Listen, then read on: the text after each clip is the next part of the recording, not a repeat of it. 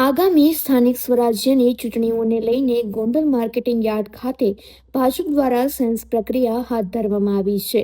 ગોંડલ નગરપાલિકાના 11 વોર્ડ તેમજ તાલુકા અને જિલ્લા પંચાયતની બેઠકો માટે ઉમેદવારોની પસંદગી પ્રક્રિયા શરૂ થતા કાર્યકરોમાં ભારે ઉત્સાહ જોવા મળી રહ્યો છે.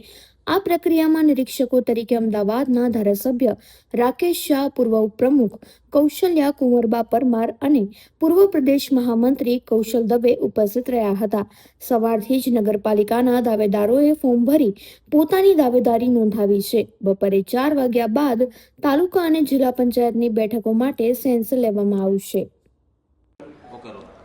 આજ રોજ રાજકોટ જિલ્લાની સેન્સ પ્રક્રિયાની શરૂઆત થઈ છે. રાજકોટ જિલ્લાની સેન્સ 2 ઝોનમાં વહેંચવામાં આવી છે.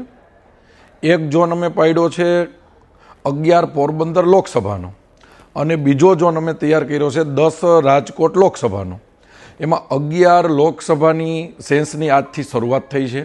એમાં ગોંડલ, જેતપુર વિધાનસભા અને ધોરાજી ઉપલેટા વિધાનસભા, આના તમામ મંડળોની આજથી સેન્સની શરૂઆત થઈ છે. એમાં અત્યારે ગોંડલ નગરપાલિકાથી શરૂઆત થઈ છે. બપોર પછી ગોંડલ તાલુકાની શરૂઆત થશે અને ભારતીય જનતા પાર્ટીના પ્રદેશે જે રીતે નિર્ણય લીધો છે એ રીતે પ્રદેશની અમારી ટીમ અને ખૂબ જ ભારતીય જનતા પાર્ટીના સિનિયર આગેવાન રાકેશભાઈ શાહ, અમદાવાદ પૂર્વ ધારાસભ્ય શ્રી કૌશલ્ય કુંવરબા, ગુજરાત પ્રદેશના સિનિયર આગેવાન તેમજ યુવા ભાજપના અને યોગ બોર્ડના અમારા યુવક બોર્ડના ચેરમેન હતા કૌશલભાઈ દવે, આવી રીતે ખૂબ જ સિનિયર આગેવાનો આજે ભારતીય જનતા પાર્ટી રાજકોટ જિલ્લામાં સેન્સ પ્રક્રિયામાં આવ્યા છે અને તમામ કાર્યકર્તાઓ જે રીતે પાર્ટીની પ્રણાલી છે એ રીતે ફોર્મ ભરી અને પોતાની લાગણી અને માગણી પાર્ટી સમક્ષ પાર્ટીની પરંપરા પ્રમાણે રજૂઆત કરશે.